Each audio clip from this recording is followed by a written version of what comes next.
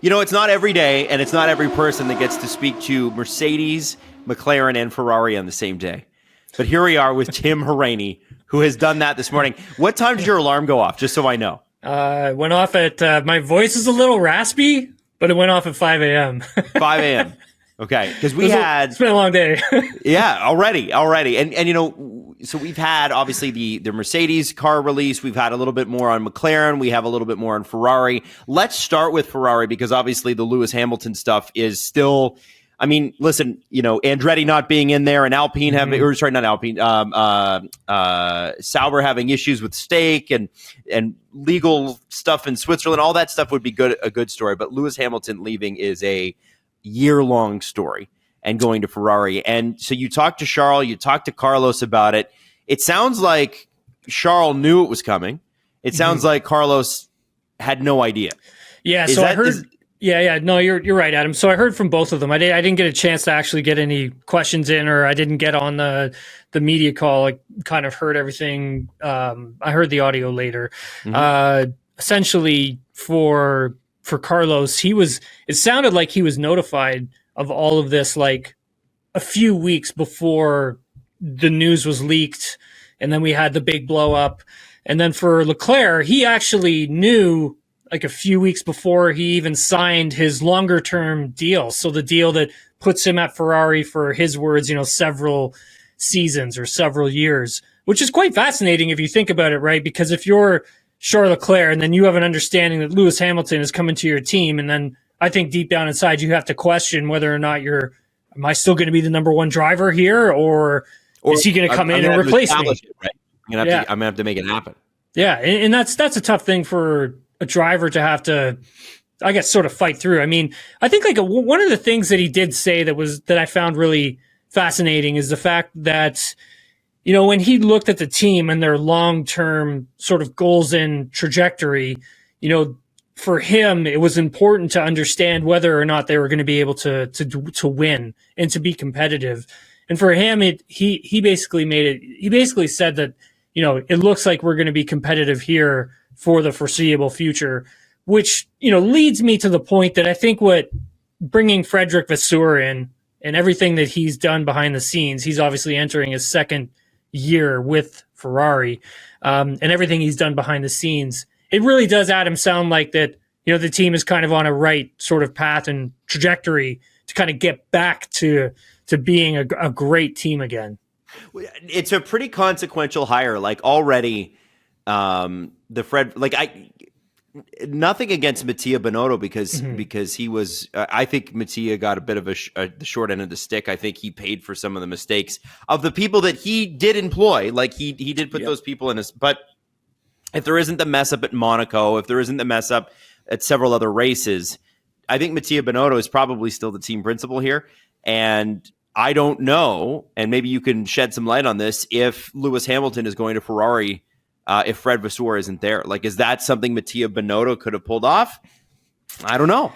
I don't think so. I honestly don't. I think a big part of, you know, getting Charles back for, you know, quite a few more years and then bringing a driver like Lewis Hamilton to your team, I don't think that gets done if, you know, Frederick Vasseur is not there, because he has those relationships, right? I mean, he has that long-standing relationship with Charles Leclerc. He has a long-lasting relationship with Lewis Hamilton. You know, was a big part of Lewis Hamilton's championship-winning ways when he was in junior formulas. Like Frederick Vasseur was there; he was a big part of it.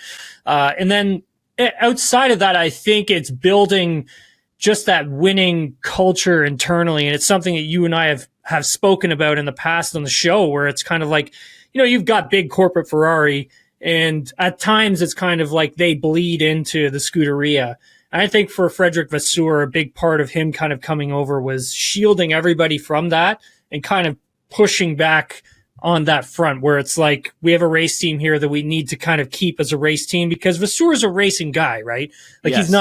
He's not like an executive, or he's not from another, you know, big company where he ran or was a vice president of something. He is a racing guy. He came up in racing. He ran his own teams. He's, you know, second go around as a team principal in a Formula One team. So for him, I think it was very important to shield everybody from that side of the business and side of Ferrari.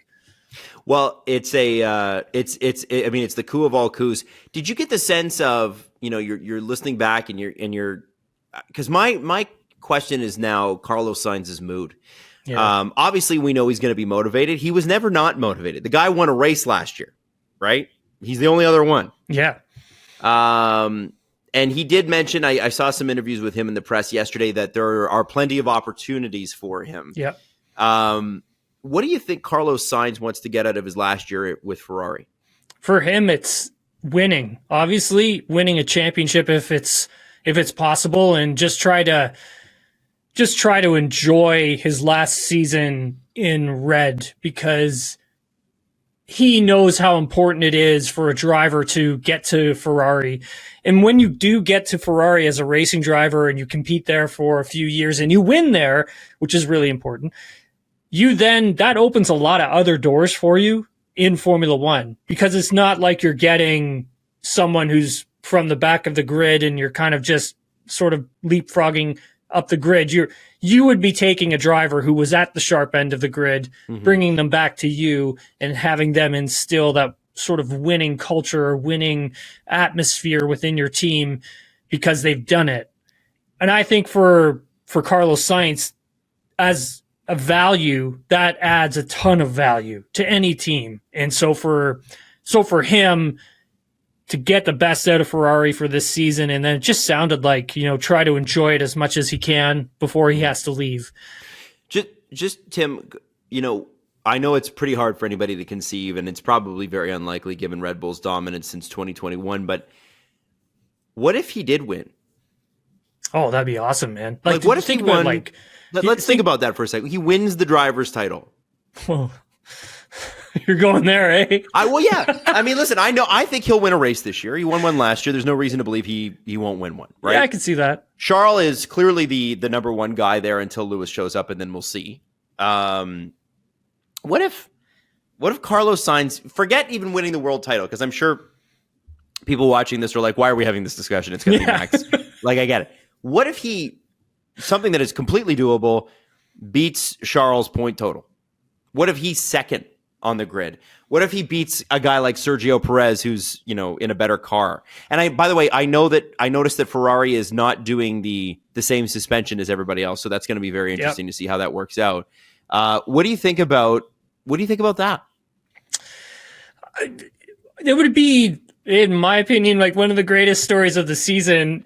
He was able to do that. I don't think I could see him winning for sure. I can see that, but not a championship. What if he beats Charles though? I mean, it's possible. He's already done it once, right? And he almost did it for a second time last season. And yeah, it just would add so much more value to what he brings to a team. And on the flip side of that, it also increases his likelihood of going to a bigger team, say like a Mercedes, for instance, if not going to Sauber and helping Sauber usher Audi into F1. It would, I strongly consider the Mercedes would take a very hard look at what Carlos is doing, because that would add so much value. And then you're not taking a huge step back of the grid, right?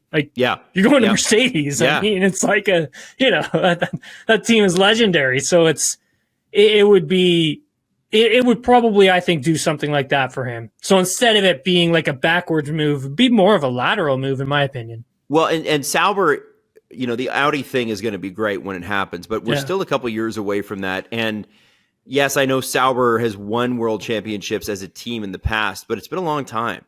And any driver that goes back there, it's like, while you're at Ferrari, kind of like what Daniel Ricciardo was while he was at Red Bull and then while he was at Renault and doing well, you see how quickly the fortunes of a driver can change, even if it's not really their fault, even if the car is really at fault. Yeah. So I think Carlos has got to be kind of careful here with, he's got a great car underneath him, we think. Ferrari seems to think that they have a winnable car, right? Mm-hmm. Yeah, I think starting off, I think for the team itself, it may take a few races like other teams, because when I take a look at the SF24, it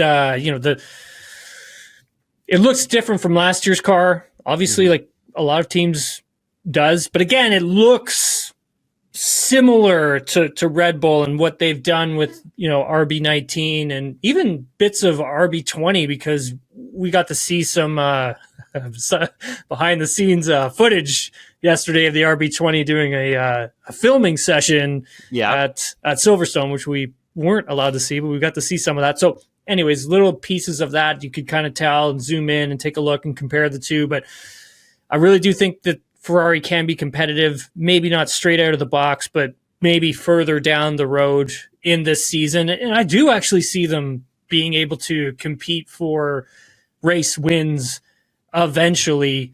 I just think it's for them trying to understand what they have, because Adam, I mean, if we go back to last season, one of the key issues with, that car was the fact that it just handled like crap when there were gusts of wind, or the wind was heavy, or there were temperature changes, and the car and the drivers struggled with both managing the tire because of all of these changes. And the car was very sensitive. I think for this year's car and the development that they've done, they've really created something that has a very stable platform. And you did mention, suspension and stuff like that. And I think that's going to play a key role for a lot of teams this year, not only trying to find downforce, but how does their suspension on their cars actually work compared to an RB19 or the RB20? And I think for Ferrari and both of their drivers, having that stable platform, I think is going to be crucial.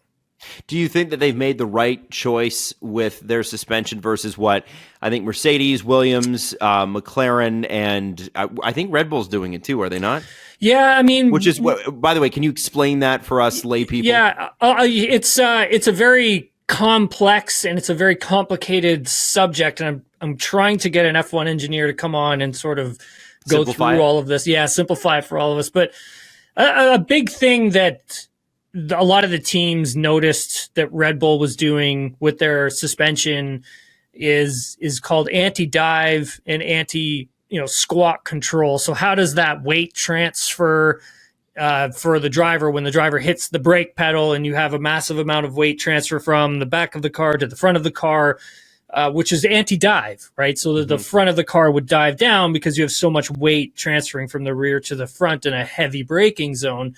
And then the anti-squat is essentially when you go back to the throttle, go back to the gas, and you punch it, and then you have that big amount of weight transfer to the rear of the car, so the front end lifting up. And a lot of these teams, what they've been trying to battle and limit are those big moments of anti-dive and anti-squat. If you can get the platform a little bit more stable, and you can eliminate those big amounts of anti-dive, anti-squat, then essentially you're keeping the platform of the car at a reasonable level where it's not moving around too much, so the aerodynamics are still working properly. And again, still running a push rod front suspension and a pull rod at the rear, which again is it's a very complex and complicated system I could explain, but then I'd lose everything. Well, then we'd be here for hours. Yeah, 95% of this car, Adam, is brand new, which is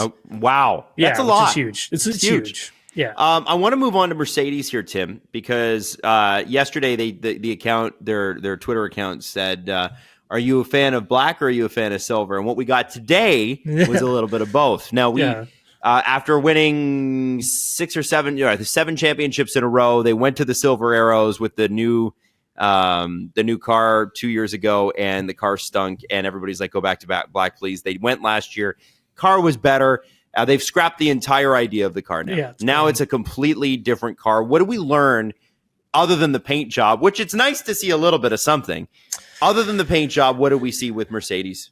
Yeah, I mean, it's like you said, right? Totally new philosophy, much like what Aston Martin's kind of built when I take a look at the two cars, I mean, last season. And I think, again, it goes back to that stable platform for the team to build upon. And I think that allows them to go in a couple different directions for the drivers when it comes to setting it up at different tracks. It allows them to be more aggressive. They can play in areas, which is extremely important for the drivers, right? If you're getting a car that doesn't really have a big window for you to work within, I mean, you're really screwed. So for this one, it's a completely new chassis, brand new gearbox casing in the rear.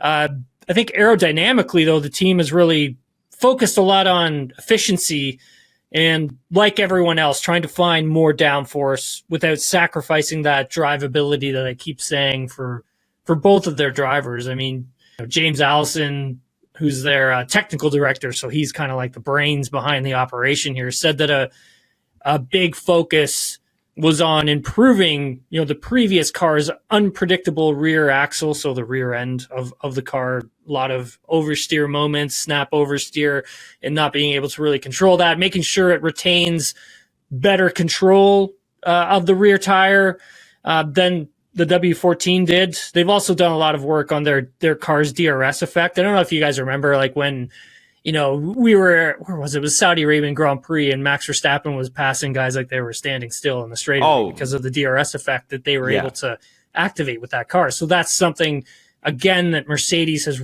really been investing a lot of time into, is really understanding and exploiting that. I think, James Allison, he's different from Mike Elliott. So the guy who built the W13, the W12, and has now moved on from Mercedes, doesn't work there anymore. James Allison was the guy who engineered and brought to life a lot of Mercedes' championship winning cars. And now he's back. And this is sort of his stamp on this iteration of regulations. He was quite confident and felt that, they had a good winter in terms of their development. And, this time last year, they weren't that confident at him. They just weren't. So he's actually sitting there and he's sounding confident. He's feeling good. Yeah. Okay, here's what we got by my count, all right? We got Aston Martin saying Red Bull's beatable. We got Ferrari feeling pretty good about themselves. We got Mercedes saying things that we haven't heard them say in years. It's interesting with technical directors because they tend not to lie. Yeah, they usually like remember last year when we were talking about the troubles McLaren had and how deadlines were missed. Even Zak Brown was like, "Yeah, we missed some deadlines. It's not going to be pretty, right? Things just weren't great." Yep. I think it's interesting with James Allison coming in and saying, "Yeah, I'm feeling pretty confident," because he does have a lot to lose. When you have the championship pedigree, then you left the team or you moved on. I forget where he went and what he did. He started working. So Allison he was still a part of Mercedes, but I think like a big part of what he was doing were other projects outside of Mercedes, like yacht racing and things like that. Oh, okay. So, but he's got this championship pedigree. It's a new set of rules now. So he's now putting himself to the test with a completely different set of rules and a cost cap that he wasn't dealing with before, right? Mercedes could just outspend other teams unless it was like Ferrari, who could not outspend them. And I think it'll be interesting to hear or to see the results on the track, because if he's right, he's a genius, right? Yes. Like you start to talk, the way people talk about Adrian Newey, right? Do you not start to talk about James Allison the same sort of way? Maybe not to that effect, but he's on the path to being one of the best engineers ever. If not, if the car goes backwards or they have to, they go through the first 5 races and go, this is terrible. Both drivers hate it, and it's going to take us all season to get it back on track, and maybe we can squeak a third or a second out of this. That is not acceptable in Mercedes' view, obviously, and it would be damaging to his reputation. It's a big risk he's taken coming out and being confident about it. Yeah, and hearing from Toto, I think he understands that, it could be a tough start, but for Toto himself, I think he just wants them to have a car that has a stable platform, something they can build upon. If you go back to last season, for example, in Bahrain, when Fernando Alonso finished on the podium and he was saying hey, you guys have built an incredible car. We have so many different directions we can go with this thing now, and et cetera, et cetera. So for Aston Martin, that's their platform, right? That's their aggressive platform that they came out with. It gave the drivers a ton of confidence, drivability, and then they can go in different directions. Now, they tried to go in a different direction, and it really backfired on them. No kidding. But they learned a lot from that, right? But then were able to reassess, get back to where they were, and build in that direction that they wanted to go in. For Mercedes, they still have to learn that, right? They still need to figure out that direction, right? They need to figure out, like, hey, we got a stable platform now, and we got a car that has a big balance window, and the drivers are going to be comfortable, but we need to really nail the directions that we're going to take this car in. Because I think for Lewis, when, he finds out that, and I'm just going off my own thoughts here, but I think he finds out what, the car is and potentially how long it could take them to get the downforce levels that they actually need to fight for a world championship. Because at the end of the day, when these engineers are back at the factory, right, they're looking at those data points like, okay, we're here, but we need to get here, and we need to figure out how much downforce do we need to get here, and how are we going to achieve those objectives, right? And it's kind of like it's not a straight line, right? There's up and downs to it to get there. Sure. And so I think for a driver like Lewis, it's something like, I'm going to be in my 40s here, and like, do I have time for this? Yeah, I want to win an 8th. Do I have time? Like, do I feel that Ferrari is in a better place, better trajectory? Like, what do they have going on? And I think it's stuff like that that kind of sends a driver to another team. But again, like you said, Adam, I mean, they're working with a guy like James Allison. This guy's won championships. He's worked and built championship-winning race cars. I mean, could they hit a home run here and be close to Red Bull at the start of the season and then maybe challenge them later on in the season? Yeah, I don't see why not. What happens, I asked this question about Carlos Sainz, but what happens if Lewis Hamilton comes close to or wins a driver's championship with Mercedes? Yeah, it's funny, right? I was talking to a buddy of mine about that, and it's kind of like, I mean, what happens if this car is like really friggin' good? Yeah, what if it's an amazing car? Right, and then like Lewis starts winning and then wins a world championship potentially. And then Ferrari stinks and he's looking at Ferrari being like, I'm going there next year. Yeah. Oh my God. Yeah. Like what like those are some really interesting questions that I am absolutely fascinated to see play out, if they do play out at all. Yeah. And I mean, more than half the grid already doesn't have a contract for next year, but just the Lewis Hamilton storylines alone are going to be crazy. And I think, Tim, like, what if Lewis Hamilton, because when the car's good, he's very complimentary over the radio. What if he, at race 5, kind of like Fernando Alonso last year, goes, this is the best car I've ever driven? That is going to be, is going to be bonkers. And here's the thing. As the season goes on and they start to shut him out of the engineering conversations, right? Because I'm sure they already have. Yeah, there'll be a point. Yeah. Right? Yeah, there'll be a point where that happens. Yeah. Yeah. And I mean, listen, it's Ferrari. They eventually, we all know Ferrari's going to win another world title. We know that. Just a question of when. I don't think it's the worst thing that they are, that he's doing this when the regulations change, because I know Ferrari's already sold him on here's where we're at with that part of the development. But I do think if Lewis comes out and has like a crazy start, this is going to be one of the most fascinating years of Formula One we've ever seen. And it really even doesn't matter. Like, I don't think Max is going to win as much as he did, but it doesn't even matter if he does, because there's so many other things going on here for true race fans and for just passive fans that are watching Drive to Survive. You're already thinking years ahead. It's very cool. Oh, unbelievable, man. And like, if things go wrong, it gets even better. Oh man, absolutely. Absolutely. Now, before we talk about your soon to be trip, I know you're packing already. I want to talk a little bit about McLaren. What do we learn about them this morning? Because we'd already seen the delivery in January, because they're like, you know what? Screw it. Let's drop it. I loved that about them. Yeah. I did see some Zak Brown Red Bull comments that I want to get to. What do we know about the car? What did you hear about from Lando and Oscar and Zach this morning? Was Andreas Seidel on that as well? So Andres Stella was there. Seidel is now working for Sauber. That's okay, buddy. I'm still not used to it. No. Yeah, Stella.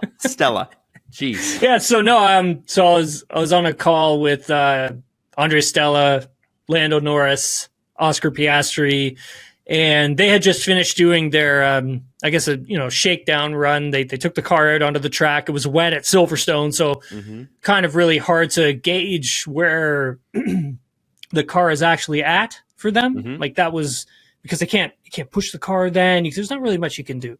So for them, just trying to find a data point, I think for them that was also difficult, is from what Andre Stella told us. But they have a good place. They started in a good place, I think, for this year because of where they left off from last year. I think, again, like it's all about that evolution of your platform from last year. And this really does look like that evolution. It's not like a huge right turn for them like we've seen with, maybe Ferrari and definitely for Mercedes. It's more of an easy little turn. Like they don't have to go a huge distance to get on to, I would say, the same main plane as like Red Bull is on. And so that's why, like, when I look at McLaren, they're just so exciting for me to see because, this is a team that, I remember being a kid watching Ayrton Senna winning a McLaren and, cheering for them, and like just because of Senna, and this was like a team that was steeped in tradition and history. Let's give Alain Prost his flowers as well, because he won a ton and no one wants to give him any credit. 100%, you're right. But like for me to see where McLaren was, where they went, and to hear Lando Norris just say like, "Hey, this is a team now." We're firing on all cylinders here. This is the best the team has ever looked since I've been here. And to hear him say that, and like Lando's pretty upfront with you, he'll tell you when something sucks. And so to hear him actually say that, it's very intriguing, because I don't think they think they're going to come out of the gates like, punching Red Bull in the face. But I think that as the season carries on, the first 5 to 7 races, that's where we're going to start seeing them creep up, get closer to Red Bull, and they feel they can challenge them for wins. And so, that would be incredible. I mean, that's what we're all here for. So that is 4 teams now. Yeah. 4 teams who have now come out and said Red Bull's beatable. We can get them. 4. Essentially, these teams feel like they can come away with some wins. Now, whether or not they're going to be able to win a constructor's title or fight for a driver's world championship, I mean, that remains to be seen. I mean, Max is still incredible, and so there's that. And again, we don't know how big of a step Red Bull has taken for this year. We just don't know, and we're not going to know until we get to race 1. But I mean, these guys know their stuff, right? Like they know what they're doing. And so when they come out and they act a little bit more confident than they were last season, that's a good sign. Do you sense vulnerability? And that because when you have vulnerability in Formula One, teams will pounce on it. The Christian Horner situation is a vulnerability for Red Bull. It just is, right? You've got the guy that's been there since 2006, since the very, very beginning, who could potentially lose his job. He's apparently going to be there for the car launch.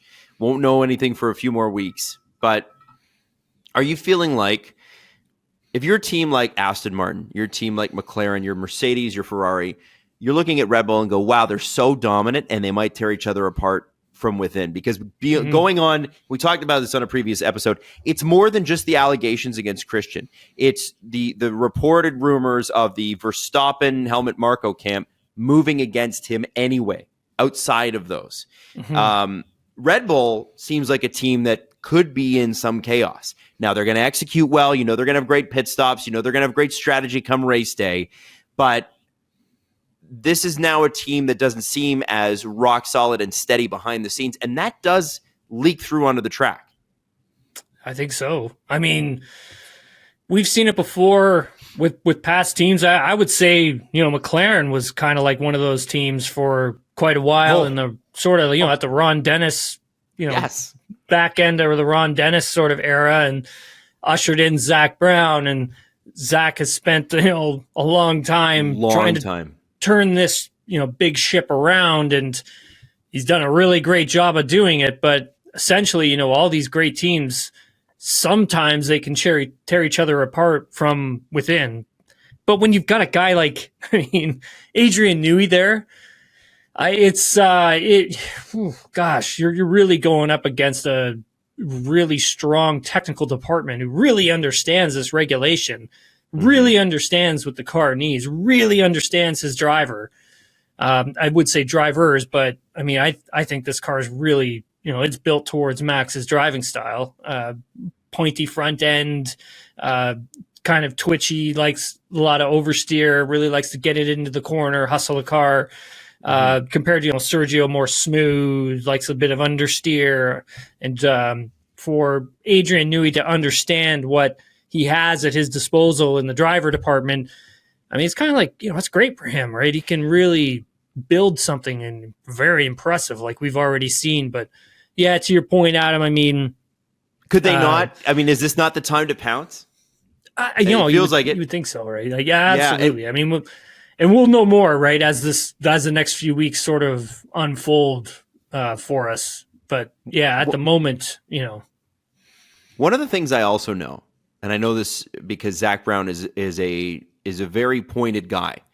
What his issues are going to be that year, right? He was a big cost cap guy, and he told you about it. His issue this year, and I think you'll hear this again and again and again, is Red Bull's ownership of two teams. Now, yeah, that's a good point. Tim, you mentioned in the last episode that when Red Bull bought what was Minardi, they were essentially doing Formula One a favor because there was no way that Minardi was going to stay. It was barely a team anyway, honestly. Like, you read about the final sort of Minardi days, and oh my gosh, he's a Red Bull driver, and I talk about his book all the time. Weber's book, Mark Webber. Yeah, Mark Webber, yeah. Yeah, he in his first race he got points, and they're like, "Oh my God, you got points! This is crazy." Minardi was underfunded and not particularly well run, and it had its moments, but it wasn't like one of the top teams really ever. And what Zak Brown said, and I thought this is really, really interesting. He said you have to have an A-B relationship. To have co-ownership of two teams, I think, isn't a level playing field. That's not what the fans expect, and so the FIA really needs to do something about it. He also said that when it comes to teams voting on particular items passing, and I think this is an allusion to Andretti, although I don't know how the teams voted for that. He said even when it's not in their interest, both teams vote the same way always. They vote as a block, and that's 20% of the grid. So already Red Bull, whatever the question is at that they need to vote on, Red Bull controls 20%. Every other team controls 10% of the vote. So he is saying that that's unfair. I can understand that point of view. If he keeps pushing on this, is there really anything the FIA is going to do about it? Because it doesn't feel like there's much. There were reports of them potentially selling the AlphaTauri team last year, but I don't know if that was real. Where do you think this is coming from? If you take a look at North American sport, and if I'm not mistaken, the NFL's constitution, I think they forbid their owners from owning any other professional franchises, football teams, and it seemed goes towards the MLB as well. I'm not sure about the NHL. I don't know if you can own two NHL teams.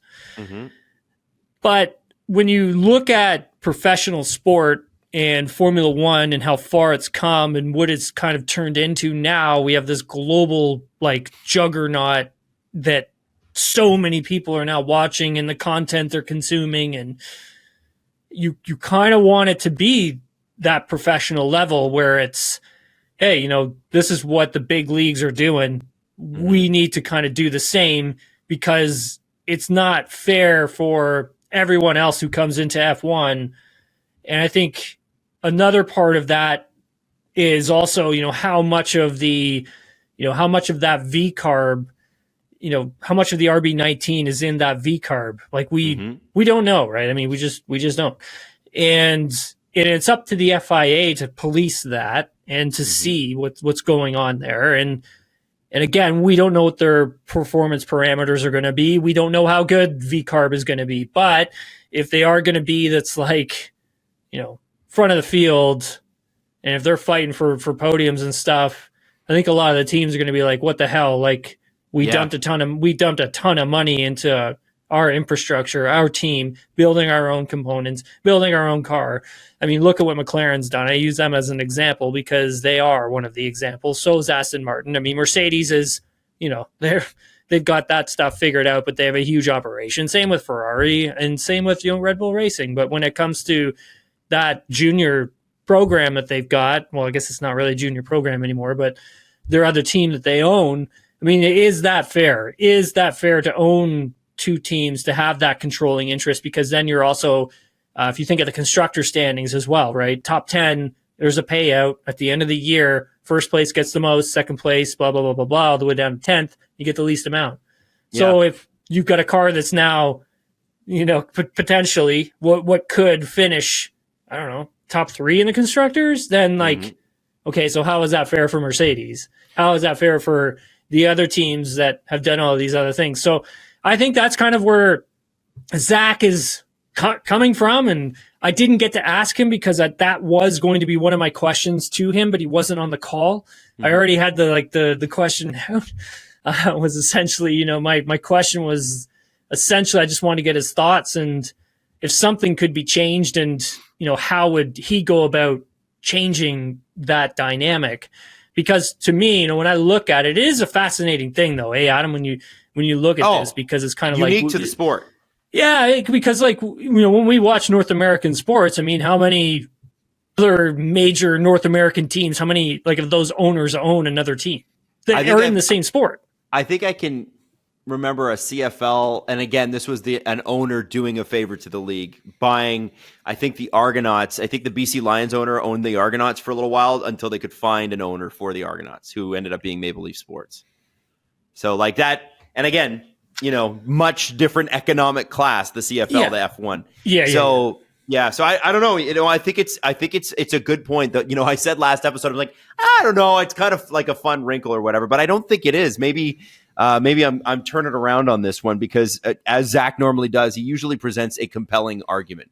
It's what do you think though? Because he's coming from that North American sort of mindset where a lot of us, who live in North America come from, right? I think it's a throwback to the past. I think it's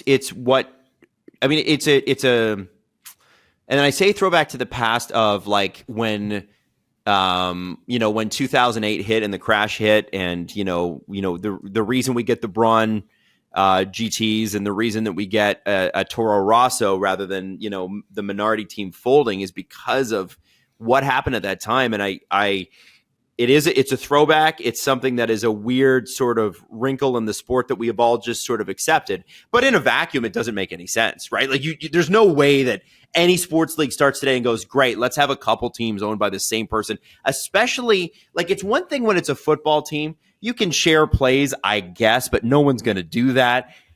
Formula One is 70% engineering. Yeah, right? Or more. It's so 70. I've heard it as high as 90. Engineering is numbers. Engineering is technology. You share that, it's going to give you a pretty big advantage. And I can understand Zak Brown being like, listen, I hired Daniel Ricciardo because I thought he was a fabulous driver. And he, we all saw the times that he put in to get back in that AlphaTauri car last year, which was Max Verstappen's previous year's car, right? So this guy's a great driver. Yuki Tsunoda, for the mistakes and the brain farts that he has, he's a very, very quick driver, and he's going to be in the sport a long, long time. So, yeah, if that team, if that V-Carb team is out there in playing around in the top 5, pushing the Aston Martins and the McLarens down, or challenging a Ferrari, challenging a Mercedes, I think there's going to be a lot of conversations about how long this is tenable. I just don't know what the FIA's rule book, and God help me, I'm sure it's pretty long. I don't know what the rule book says about forcing selling. Like, how do you in the NBA, they can force a sale, right? I think in the NHL, you can force a sale. We saw the NBA do it with Donald Sterling and the Clippers. Does the FIA have that kind the FIA can't even get Andretti in. Like, do they have the teeth to be able to do that? I don't know. Yeah, and then you have to ask Formula One, like, what can what can they do on their part from their end? How do they, not force a sale, but encourage one where it's like, you guys are doing pretty good as Red Bull Racing, and Red Bull as a brand is doing very well. And you have your other team here, and it's kind of like, all right, well, we've got some other interested buyers, and I'm sure you would probably get a very good penny for it, probably well above, asking value for Huge. it. And if the team is really competitive, then that's going to inflate your number even more. And so, that would lead to more encouragement, I would think. But at the end of the day, it's all about what they want to do with it, because it's theirs. They own it, right? They went out of their way to save it, bring it, put it into Formula One as Toro Rosso, and they did F1 a favor. And that was back in back in the day. And so things have changed quite a lot. And I think I tend to agree with Zach in the fact that this is something they should look at. This is something that should be looked at in terms of how much this team builds their own stuff. Like, I think that and I'm sure the FIA already has done their due diligence in that front, because every team has to be pretty transparent. When you look at the teams now, and a lot of these Zoom conferences or press conferences or people I've spoken to that in the past 3 weeks, it's not that they're looking at it as a big three anymore, Adam. They're not looking at it as Red Bull, Mercedes, Ferrari, and then that's it. And then there's everyone else. Yeah, they're looking at it as a big five. There is now a top five, and those teams are Red Bull Racing. They are Ferrari, Mercedes, McLaren, and Aston Martin. And it's kind of like, okay, well, all of a sudden, VCAR enters that conversation. These teams aren't looking at it like that because of the directions and how much money and infrastructure they've had to dump in and pay for and build up. Even if McLaren has their own making steel, making their own steel components. McLaren's doing that in-house, in their own factory. It's that's huge. That's a big thing. So, and it's definitely gonna be interesting. It's definitely gonna be an interesting story, Adam. I mean, I'm glad you brought it up, because it's something that's kind of boiling in the background for sure. Something to keep an eye on. Bahrain is on your horizon, sir. You're going on Sunday. Are you excited? Are you feeling good about things? What's the plan for next week? Yeah, you know what? I'm really looking forward to this. It's going to be awesome. I had a question actually, Adam, from Scott Watson. He slid into the DMs, and Scott, if you're listening, we don't know each other, but I'm texting him back just so I can answer some of his questions. But he's wondering, Adam, he's attending his first F1 race ever in Bahrain for the season opener. Tickets include attendance for Thursday, which is your practice, Friday, which is going to be your qualifying, and Saturday is the race, because the race is on Saturday. It's not on Sunday. And he says, what tips do I have other than the Grand Prix? What should I do? What can't I miss? Okay, Tim, what do you got? Oh, buddy, I think if there's so many different ways that people can consume F1, right? There's so many different ways people can consume a Grand Prix, a whole weekend. If you're hardcore, you're going to practice, you're comparing times, you're, listening to what the analysts and the insiders are saying, you're reading the reports to see okay, who's where do people expect them to be once we get to qualifying. So then you're in the story now, right? The story coming into quali, and then you kind of have an idea of, oh, that team, well, it looks like they screwed up on tuning and the balance issues. That's why that driver is, 15th and not 5th. And that's how close these grids are going to be this year, people. It's going to be tight. It's going to be tight. Tightest probably grids we've ever seen. And again, I think if you want to be one of the hardcores, you're following the story and the narratives from practice all the way onwards. And if you're not, and you're looking to just have a good time, I suggest definitely going to qualifying, because you don't ever want to miss that. And then obviously, the Grand Prix, and enjoying what Bahrain has to offer, because I know nothing about it and I'm learning everything as I go along here. So any touristy things to do? I have no idea, man. I've never been. So dude, one of the things for me is, dude, So since I'm going to be there, in lead into testing for the first race of the season, like I'm going to have some time off, and I've been training quite a bit. Like I'm looking to do some triathlons in the summertime. So I've been kind of focusing on, training my health, also my work and everything else. And so I was looking at like, okay, where am I going to go to get my swims in? And like, I saw that you can actually, they've built an outdoor swimming pool, like actually in their massive lakes. Like no way. They built like a 50-meter pool. And I'm like, yeah, you know what? I actually might go and try that out. Wow. That looks actually pretty cool. So yes, honestly, Adam, I'm still like trying to learn, everything and how it all kind of works over there. Like I'm landing at a really crazy time, landing at like 1 a.m. I'm hoping I can get into my hotel room early, but dude, I have no idea. Like I could be like stuck in my hotel until 2 p.m. and I land at 1 a.m. So like it could be a wild ride and I may be smoked. I have no idea. But yeah, I'm trying to do some fun things with the podcast when we get over there too. So it should be fun. I'm going to be looking forward to it, Tim, and looking forward to your reports on whose car is actually going to be beating Red Bull, because somebody's going to eventually. So who's it going to be? But Tim, thank you so much. And Sunday, Tim will be heading out to Bahrain. Be on the lookout. We haven't quite determined the time yet, but we are going to do an SDPN Discord Q&A with Tim at some point in the next couple of weeks. We couldn't get it together this week because of my schedule, not Tim's. And we're going to have to do it probably midday, because 11 a.m. here is 7 p.m. there, which is kind of wild. Yes. So we'll try to get it around maybe a lunchtime or something like that, and have some fun with it. All right. Yeah. And then also, do we talk about the DTS stuff or? No, let's save the DTS stuff. Okay. No, I mean like when we're allowed to. We're going to talk about it. Yeah. Okay, cool. So we will do like a review sort of thing. Oh yeah. All right. Yeah. Sweet. Yeah. That's gonna be fun, man. Tim, thanks so much, man. We're looking forward to seeing what you bring back.